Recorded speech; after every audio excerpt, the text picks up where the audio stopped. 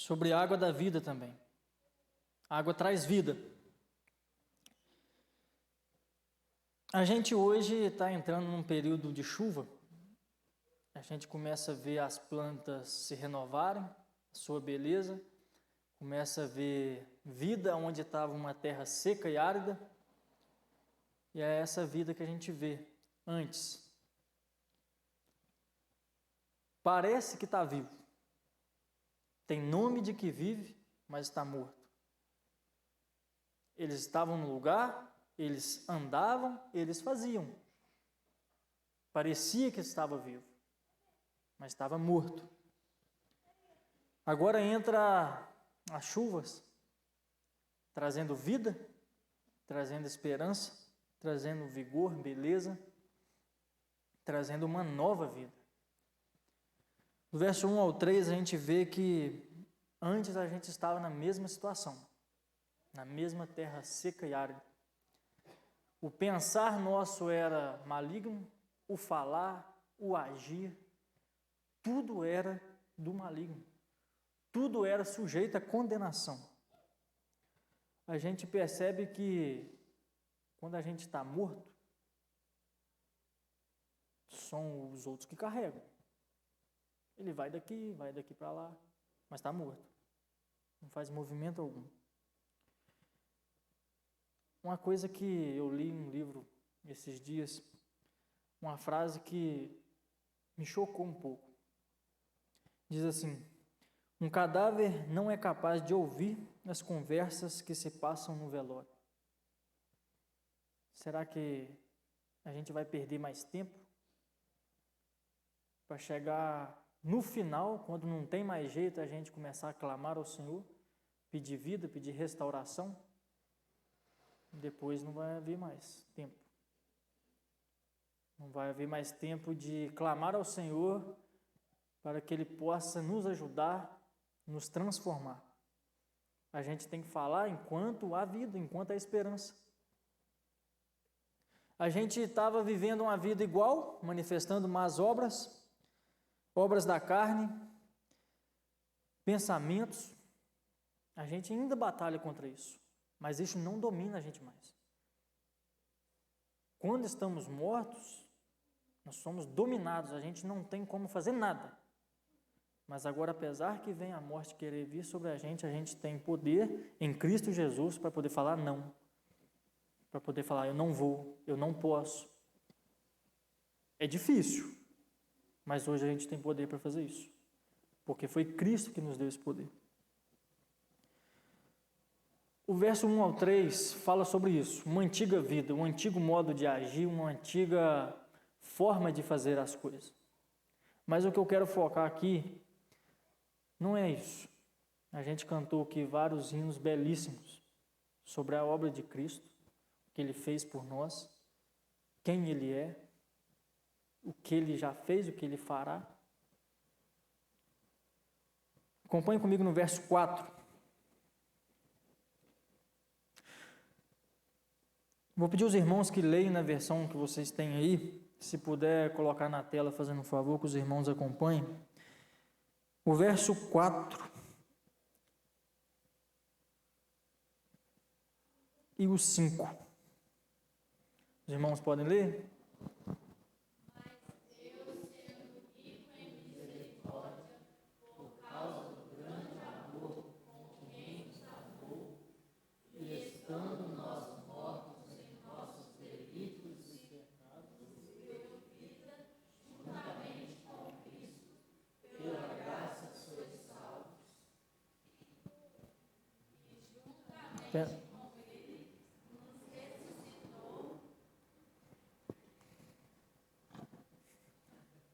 Quatro e 5. Na minha versão diz, é quase que uma virada de jogo. O verso 4, na minha versão aqui, termina com um ponto: estávamos debaixo da ira de Deus, tal como todos os demais, mesma situação, agora aquela virada de jogo que a gente gosta e que foi necessário. Deus, porém, é tão rico em misericórdia, Ele nos amou tanto, que, embora estivéssemos espiritualmente mortos e condenados pelos nossos pecados, Ele nos deu vida juntamente com Cristo. Somente pela sua graça imerecida é que nós fomos salvos. Que graça maravilhosa, que salva, que tira da condenação e salva. Uma ilustração para os irmãos entenderem um pouco, fala sobre um estrangeiro que chegou perto de um índio convertido, que ele clamava muito, falava de Jesus com empolgação, falava quem era Jesus e que amava tanto Jesus. E o rapaz falou assim, mas por que você fala tanto desse Jesus? O que ele fez para você que você fala tanto desse Jesus? Me explica. A gente vai querer discursar muitas coisas. Não é errado. Mas ele usa uma figura, eu não poderia fazer aqui porque não permite o espaço, mas fala que ele pegou algumas folhas, fez um círculo, pegou um verme vivo, colocou no meio do círculo e colocou fogo naquelas folhas. Quando o fogo foi aumentando, ele começou a queimar o verme. O verme ficou no centro do círculo, aterrorizado, porque ia morrer queimado. O índio vai, estende a mão, pega o verme, ainda vivo, e coloca sobre o peito dele. O rapaz vai e pergunta a ele, mas por quê? Não entendi bem. Ele diz, eu também estava igual esse verme, condenado à chama, condenado a morrer pelo fogo. Só que Cristo estendeu a mão, me pegou, colocou no seu peito de amor. Foi Ele que me resgatou de lá. É por isso que eu falo tanto de Jesus. É por isso que eu amo tanto a Ele. É por isso que eu proclamo o nome dEle. Porque foi Ele que me resgatou. Você crê nisso? Você entende que foi Jesus que te salvou? Amém? Essa é uma pequena história, mas que traz um ensinamento grande. A gente vê quem a gente era, em que situação a gente estava e quem foi que nos salvou e como. Esse é um motivo, não tem nem como explicar.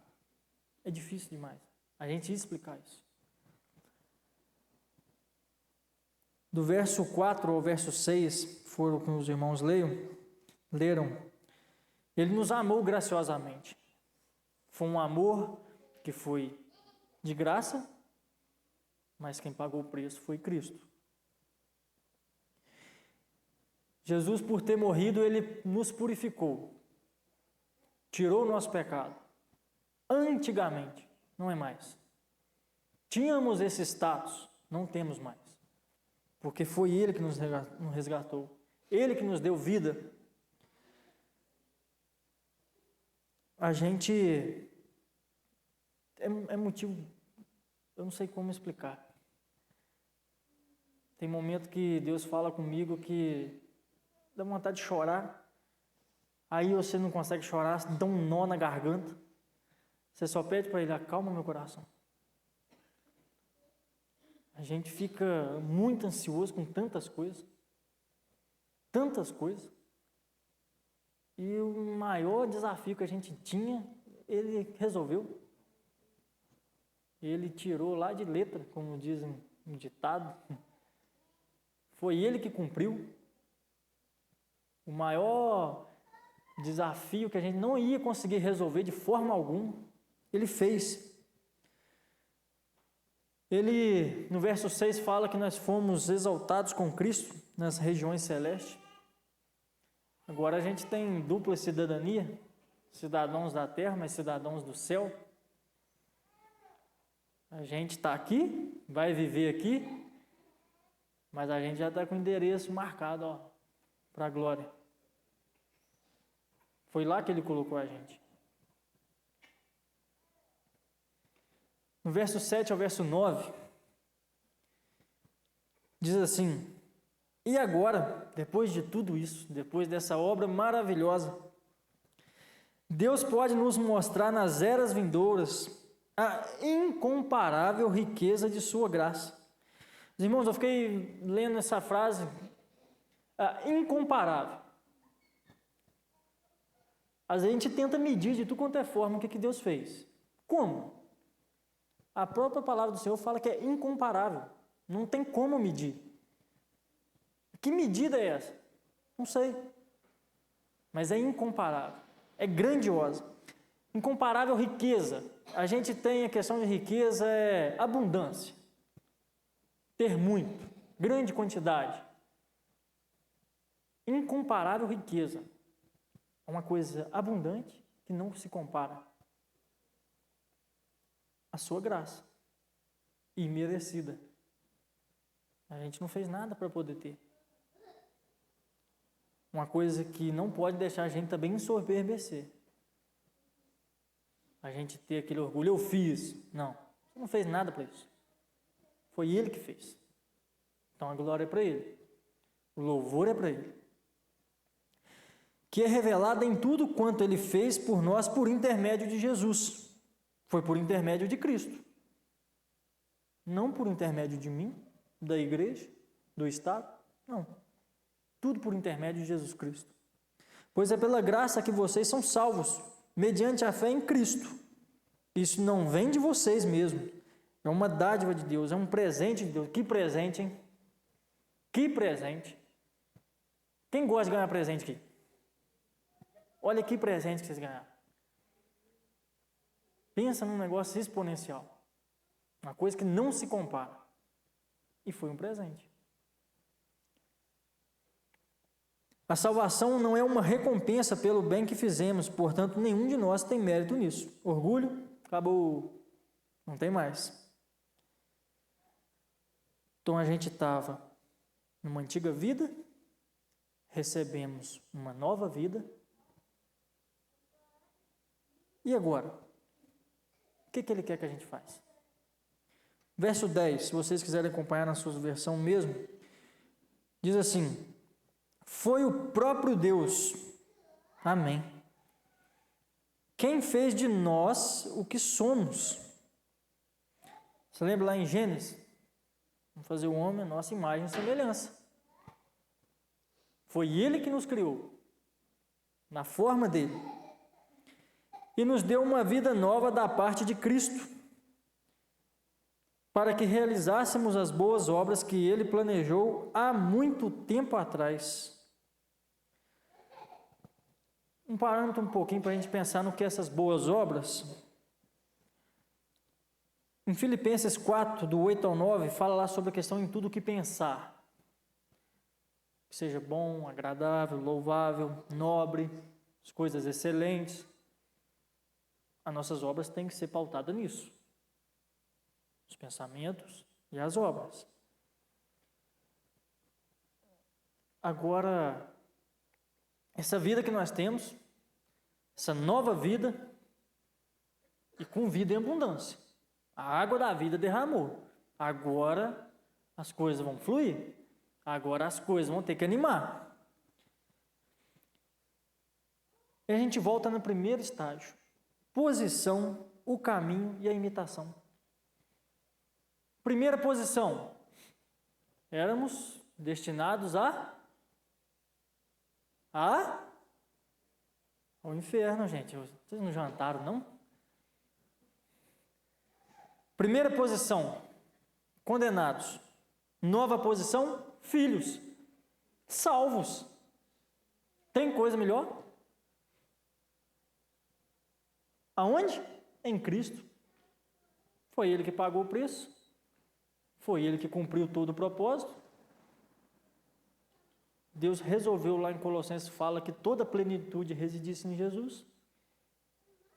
Então, uma nova vida, filho em Cristo. O caminho, boas obras. Essas boas obras refletem a vontade de Deus, o caráter de Jesus. Ele nos deu uma nova vida da parte de Cristo para que realizássemos as boas obras. Agora a gente vai caminhar para cá fazendo bem. A gente vai caminhar para cá fazendo o correto. A gente vai caminhar em direção oposta. Agora a gente está no caminho certo. E a última é a imitação. Realizássemos as boas obras que Ele planejou para nós há muito tempo atrás. Não foi agora, ontem. Não. Tem tempo isso. Tem tempo isso. E essa imitação é você fazer o que ele planejou. Quando você recebe uma coisa planejada, assim, executa isso aqui. Você vai fazer igual ele fez, igual ele pediu. Então você vai imitar. Você vai começar a fazer o que ele requer. Simplesmente crer e não fazer, a gente revela a nossa fé com as obras. Não é pelas obras, não mostrar ali, eu faço obras, sou salvo, então vou fazer. Não. Você faz obras porque você entende que você foi salvo. Foi para isso que você foi criado. Foi para isso que você foi criado. E a gente obedecer é uma coisa simples. É difícil. Não. Começa pelo que sabe.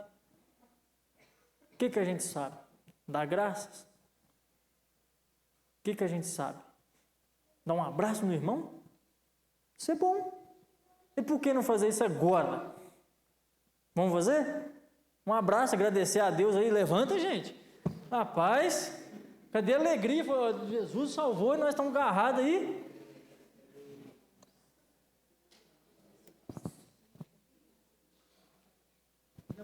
Dá um abraço aqui. Vai deixar o sozinho aqui? Irmãos, isso é o que Cristo quer. A gente está junto. A gente fala, Ele me salvou e eu sou, não sei como explicar, mas eu estou feliz demais. E estou feliz porque salvou meu irmão e está aqui comigo. É isso aí que Ele quer. Que a gente está junto aqui, não é simplesmente eu fui na igreja para ouvir Jesus falar, porque a melhor parte quando a gente lê a palavra, o que a gente fala aqui é igual Jeremias fala, é perfumaria, mas é importante a palavra. Então a palavra deixa claro isso para a gente, foi Jesus que nos salvou, Ele quer que a gente viva uma nova vida, é amar o próximo, é cuidar do próximo. Falou que isso é fácil? Não. Mas o irmão é difícil, gracinha. Isso é fácil, né? Minha esposa sabe o quão encrenca eu sou. Mas a minha ama, né? Mas é isso aí. Vamos ficar em pé?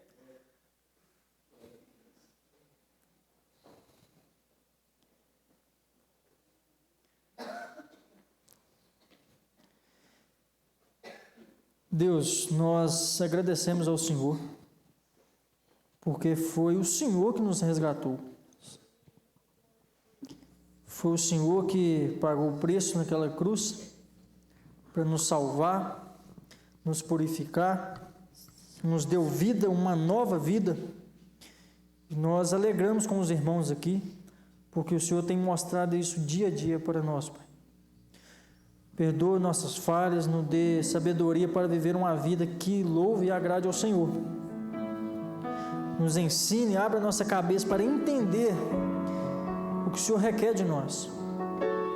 Move os nossos corações, move a IPSM, Pai, para que possamos avançar para a glória do Senhor. Nós precisamos viver essa nova vida, esse ânimo que vem do Senhor. Às vezes o nosso coração quer ficar travado ali com vergonha, Deus, quebra isso, em nome de Jesus. Nós amamos os nossos irmãos dessa igreja, nós amamos os nossos irmãos do nosso país. Nós somos falhos, reconhecemos, Senhor. Mas como o Senhor falou com os discípulos, vai. Eles até duvidaram, mas o Senhor falou, vai. Porque o Senhor nos amou. Nós agradecemos por isso. E que o Senhor nos dê a sabedoria e a graça, Pai, para poder estar junto com os irmãos, louvar ao Senhor, buscar ao perdido e conduzir a nossa vida de uma melhor forma, que o Senhor seja louvado, o Senhor seja exaltado e que a glória seja para o Senhor. Obrigado, Senhor, porque o Senhor tem feito uma grande obra na minha vida e me quebrante ainda mais, Pai, para a glória do Senhor. Em nome de Jesus. Amém.